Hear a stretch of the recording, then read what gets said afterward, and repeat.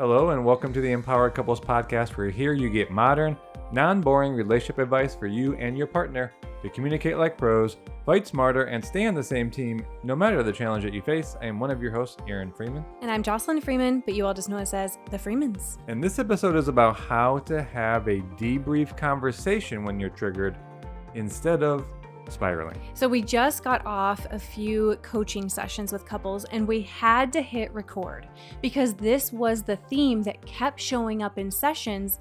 And at the end, couples were like, this was exactly what we needed to hear. Thank you for making it so clear. This is one of the big places we get tripped up as a couple. And we wanted to be able to provide this insight for all of you because I'm guessing you have experienced this, if not recently, definitely in your past, and you want to be able to interrupt this cycle. In the title, you see the word spiraling. And isn't that what happens? Is something so small or so subtle or something even unexpected. You were making dinner, you were having a good time with the kids, you were at the park, you're on a walk, you're on a vacation. And what went from being this great moment or peaceful moment, you're now spiraling, you feel blindsided, it's out of nowhere, and it can get out of control. It can not only derail how you're feeling as an individual, and so you're feeling all the things that come with being triggered, which we're going to talk about, but then it can turn into this heated conflict that feels so discouraging, it feels draining, and you're like, how did we get here? Don't we love each other? How did it turn into this? And I want to add clarity to being triggered. If you've been listening to us, I think you understand that there's, for us, 3 parts. I don't want this to get confused with a lot of content out there is focused on, well, I'm triggered, meaning you have a feeling. But that's just one of the 3 parts. So when we say you get triggered, remember there's an event, there's the emotion that's present within your body that you're now focused on, and then there's the behavior or the reaction that can follow. So there's 3 parts. We are never really saying that you shouldn't feel certain ways about events happening. That's the longer term personal work you do on, why do I give these events meaning? Where is that coming from? Is it from the past? Is it something I need repair from? But the primary thing is when you're triggered, we're talking about the behavior part. And so that's what puts you into this spiral.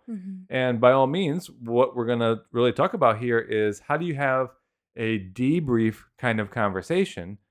You could still feel what you're feeling, but it can be productive. It can be clarifying. Your partner can understand you by having this conversation rather than let the reaction drive you. And then now you're spiraling into a conflict cycle. And it came from us really explaining this debrief came from a really great question that one of the couples asked because they know about our repair process, which for those of you who know our content well, you know that we have the 5 R's to repair. That's in the Making Up and Moving Forward guide. That process of repair is for after a conflict or an argument, right? So there was an exchange. Maybe it got a little bit heated. Maybe it got a lot of it heated, but there's repair needed to come back to. This debrief is different. The debrief is when there is an exchange that maybe doesn't even go that far, right? It doesn't become a full-blown conflict. You didn't react. You didn't participate in the triggered behavior part. Right. Didn't become a full-blown conflict, but one or both of you still got triggered by it. Which is the emotion part. So Yes. the emotion came up. You kept yourself from the behavior thus far. Right. And so they were asking, well, then what do we say then, right? Because we're not going to go up to them and say, hey, I need to repair, because again, it didn't become a conflict, but they do still feel like they want to talk about it, right? Maybe it's I want to just put you in the moment. Maybe it's an exchange when you're getting the kids ready for bed and you just really didn't like how that went, whether how they were interacting with the kiddo or yourself, and it triggered you. And it wasn't the time to address it, but you know you want to come back to it. It's about how do we start that? Or let's say you're on a vacation and the way that they're not including you as much in the conversations with their family members is making you feel excluded and you're triggered by it. It's again... Which is again, the emotion. Yes. I want to be clear. Triggered means you can have the emotion, but you're not... Maybe this sounds repetitive. For me, I just feel like there's not enough emphasis on being triggered. You have to get, there's 3 parts. There's the event, the emotion, the behavior. Social media would have you think that being triggered is that you have emotion. And that's just not the case. We're human beings. You're going to have emotion. With the example Jocelyn is giving, you might feel excluded. You might feel that your partner is thinking more about other family members than they are you. And we're not here to say you shouldn't be feeling those things, but you can keep yourself from the reaction part of the trigger and be with the emotion part of the trigger. And then, as Jocelyn walks you through, take these steps to say, hey, you know what? Something wasn't landing right for me. Is this the proper time? Let's have a debrief. You're exactly right. Now, here's the thing with that trigger and that feeling that people have is that people skip the step that we're going to describe to you and they go straight from the feeling to expressing it. So you are cooking and you suddenly become pissed by your partner's facial expression or their tone of voice or how they said something. And then what people do is they skip this step of emotional regulation and go right to bringing it up to their partner. And what is that going to do? That's going to very likely trigger a conflict and have you guys spiraling. So as we go into these exact steps to initiate a productive debrief, we want you to know that the step between the feeling that's coming up for you and expressing is taking time to regulate your emotions. Now, that's not what this episode is about, so we're not going to go into specific regulation strategies. That has been things we covered in other sessions. That's also in our De-escalating Conflicts guide. We have an entire list of how to regulate your emotions. We'll link that in the show notes. This episode is about you've taken some time to regulate your feelings because you know you got triggered, you know something upset you. You did something to regulate those feelings, and now you're ready to initiate the debrief. So you're not going up to your partner hostile, antagonistic, like, we need to talk. What you just said pissed me off. Or we need to talk. Your facial expression is so rude. Like that, even you hearing me probably like, whoa, right? But we can do that to our partner if we're not being intentional about how we initiate this. So this is totally different than I'm going to go and speak my mind to my partner and I'm going to tell them why they're upset or why they crossed the line, right? This is initiating a debrief. So we're about to go into these steps. We know some of you are note takers, so this is where you want your notepad out or you want to come back and listen a second time in order to write these steps down because they are steps that you can really follow.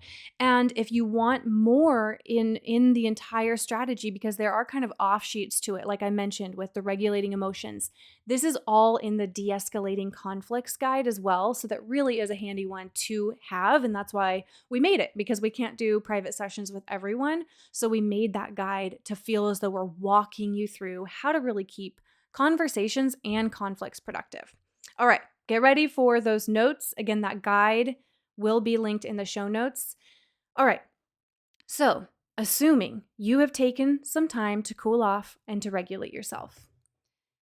Maybe that's 5 minutes. Maybe it had to be an hour. Depends on how much it brought up for you, right? How triggered you really got. Now you're walking up to your partner. Hopefully you're not doing this via text, okay? Please do not do this via text. Text is not for deep, meaningful conversations. So this is, hey babe, can you call me on your lunch break? Or hey, kids are in bed, can we talk, right? So you are saying something like this. Hey babe, I was reflecting on an interaction earlier and I just feel like I need to talk through it so that we can be an even better team moving forward. You definitely can try that script verbatim. It doesn't have to be that exact phrase, but it's something that feels unifying. It's something that feels as though, hey, I just want to talk something through. I want to understand each other better. I want to be an even better team. Now, that's really important to preface with because number one, it makes sure that your partner is on board for the conversation because they can either say, oh, hey, I kind of don't feel like I'm in the space for that, or hey, can you give me a little time to finish this up? And so it gets their buy-in that they are prepared. Now, assuming they're like, okay, yeah, what's up, babe? The next thing I think goes 2 paths. I prefer to start by asking a clarifying question. So I like to check my assumptions, because a lot of times when I am triggered by something, whether it was someone's facial expression, the words they used, any of the triggers that can come up, is I'm actually jumping to conclusions. I'm making an assumption. I'm misinterpreting because maybe the words they used mean something different to them than it means to me. And so I will often ask a clarifying question. Again, here's some examples of what this could sound like. Hey, I could be misinterpreting your intentions when you blank. Can you elaborate on that? Or can you explain from your perspective? So notice where I said, I could be misinterpreting your intentions when you fill in the blank. That is such an approachable way. It's saying, hey, like, I want to know where your intentions actually were coming from. Another way that this could sound, hey, I don't want to make an assumption about what you mean by blank. Can you elaborate on that? Or could you clarify where you're coming from? Those are incredible ways to make sure you get into the listener seat role. I actually had an opportunity to use this yesterday with a friend, and I'm not going to go into it step by step, but it was such a moment. And Aaron and I, of course, do this in our relationship, but it just was so present for me because I did this yesterday with a friend. And I started with a clarifying question. And the answer to the clarifying question set us down such a productive path, because the information that I got right away in the first 3 minutes was so clarifying, so helpful, and it just led us to connecting and understand each other in a completely different way, rather than if I led with how I saw it or what I felt or what I believed that they meant. So when in doubt, always start with a clarifying question. Now, let's say you still don't quite understand based on their answer, or maybe you don't feel as though starting with the clarifying question is where you want to go first. If you're going to share yourself, so this is the next step, remember to use I statements. So some of these things can sound like, hey, I got triggered by blank. That is different than you triggered me when you ... I know it seems so subtle, but truly try it. People respond differently when they hear I statements. It's proven. That's why it's mentioned in every communication book and everything, because it is true that I statements help people receive it better. Another way this could sound, I realized a need that I haven't expressed. And that need would come from your reflection, because remember, you've taken some time between when you were triggered, meaning you felt the feeling that was coming up, and you took some time to regulate your emotions. And in that regulation time, you were reflecting. And so in that reflection, you're like, oh, I got so triggered and pissed off because there is an underlying need. And so you would be sharing that with them. I realized I have a need that I haven't expressed to you recently. Another way would be, hey, what will help me in moments when our blank? So, for example, like, hey, what will help me in moments when our daughter is really dysregulated is if you did blank, right? So I'm giving a specific scenario and I'm expressing what would help me. Do you see how these are productive? Because I'm focusing on myself and what will help me. I'm not blaming, I'm not labeling, I'm not criticizing, I'm not making the other person wrong. I'm revealing parts of myself. And then here's one more is, hey, I realized from that interaction we had earlier that I'm not repaired about something from last week. Because sometimes that is what's coming up for people, is that something that seems so small and unrelated, it could be just this little remark that your partner makes, and it elicits such a big emotion because maybe you're not repaired from a conflict last week or something that was not a good interaction. And so it might be like, hey, I realize I'm not repaired about that. So if you're the note taker, again, remember some of those scripts are really key. Doesn't have to be verbatim. You want to put it in your own words, but the key point is that I'm using I statements. I'm using I, me, myself, and I'm also focusing on the keys, which are what my triggers were, what I realized I need, what will help me, and something I may not be repaired from. Those are productive.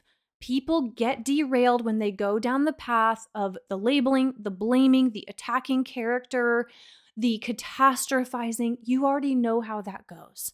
So this is about expressing ourselves intentionally.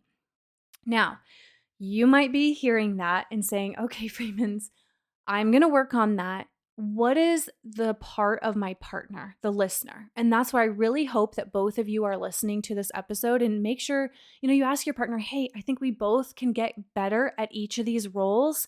So can you listen to this with me? Let's both work on this, because the listener role is equally important. Aaron and I describe that to our clients in thinking about playing catch, right? If Aaron and I are playing catch with a baseball, it's equally important how I'm throwing the ball to his effort in catching the ball. Like if he was stationary and would not move an inch and he was just like, you're not putting it exactly at my chest, that wouldn't be very fun, because it's like, hey, I'm doing my best to throw the ball the best I can, might be a few inches off. I need you to help me. Like, can you move a little to catch the ball? And so remember, it really does take two to communicate. So the listener role, you both need to get better at this role. When you have your partner come up to you and they do the steps I just described of initiating a debrief, and they did their best to start it in a productive way, they express themselves, either the trigger, the need, etc., that I outlined, you cannot nitpick the things you disagree with because they use the wrong descriptor word, or you think one little fact is off. That's what we call getting hooked. We see it in sessions, right? Because we'll have couples be trying to work through something that they haven't been able to. And we will notice when one partner misses the entire big picture of what the partner is expressing, like the real meat of it, and they get hooked on one detail, one word that they do not feel is accurate or true, or they disagree with. And again, that would make sense if they were labeling you. And so you're like, hey, like that's not a fair word to use. But if we're getting caught up in the details that do not matter just because you disagree or you remember it differently, you're going to get derailed. You know it doesn't work. And remember, the point of this conversation is to communicate and to understand each other. Isn't that what love really is about? Is understanding each other? I mean, that's what makes me feel close. Like to my friend yesterday, man, I feel 100 times closer to her because of how the conversation went. When Aaron and I have these debriefs and we don't get caught up in the little details and we understand each other at a deeper level, it makes us feel close. That's what is important. So I feel like I'm going on a rampage, but this is really, really important. So the listener role, write down, maybe you need to put it in Sharpie on your hand. I am going to focus on listening to understand the feeling or need. Say it again. I am going to focus on listening to understand the feeling or need. So there's going to be all these words said, but let me actually listen to what is most important that my partner is expressing. Okay, that's a big role there. We could do an entire masterclass on just listening alone. Now, where does this go, right? Because let's say you've done all these steps. How are we going to button this up? How is this going to stay productive and not get derailed or become this 3-hour conversation unnecessarily? How you want to button this up is with maybe an agreement that would be helpful moving forward. So that could sound like, hey, okay, I'm so glad we got to talk about this and we'll be an even better team with, bedtime routine. What I'm hearing a good agreement would be is blank. And then both people are like, yep, sounds good. Or it could be just focusing on understanding the need. Hey, okay, I will totally be conscientious of how, you really need me to step up and ... Got it. Like just affirm it, right? Just don't overcomplicate it. Just understand the need. It could be buttoning it up by just understanding the new perspective. Hey, like that was so helpful. I understand where you were coming from. Now I won't have this, misinterpretation or assume differently. Like I now understand where you're coming from. So it could be just buttoning it up with a new perspective. You could button it up with, we were saying this to a couple, end it with a high five or a hug. Like these moments can be just like sports teams do. They huddle, they come together and they're like, hey, team, we need to regroup, right? We're down a few points. What's going to be our next strategy? Hey, man, I need you to run. You could tell I didn't play sports, but I need you to run farther, right? I need you to be looking out where I'm going. Okay, yep, I got it, team member. Let's be better. Let's win this game. That is the energy. That is the mentality. And I really want you to get that it's so easy for people to think of that in a sports context that, yeah, you should have to huddle. You should have to review footage and talk about how you can be better and, what people need to do better in each of their roles. That same mentality should be in marriage. You're going to need to debrief. You're going to get things wrong. You're going to feel like you're handling situations differently. You're going to misunderstand each other. And so you need to be able to debrief and be like, hey, we could totally be misinterpreting each other. I don't want to make assumptions. Let's talk through it. That is what marriage requires of you. And if this becomes just fighting, then you have a mindset problem because you're resisting your partner's experience. You're resisting that your partner has a different perception of things or different needs or different triggers. And being married means you understand each other on a deeper level. So really, really focus on this mindset and embrace these debriefs. Make these opportunities to communicate, not fight with each other. So I went on a bit. Erin, any points I missed? Anything you want to add there? To summarize, a lot of the tools we talk about are very situational, and we do that so that it can be practical to you. So let's just think about the overall context that Jocelyn laid out here. You're going to have things that happen in your life and in your marriage that are unexpected. They're going to cause feelings to come up. You might call them triggers sometimes. Now, your two options that are not good are you let yourself react and you get swept away in the conflict cycle. Obviously not a good one. The next one is you feel as if you have to suppress this and then you just move on. And that really, to me, is like you're just creating landmines for the future. Mm-hmm. And you're just going to react to those more strongly in the future. So also not a good option there. So you're left with two positive options.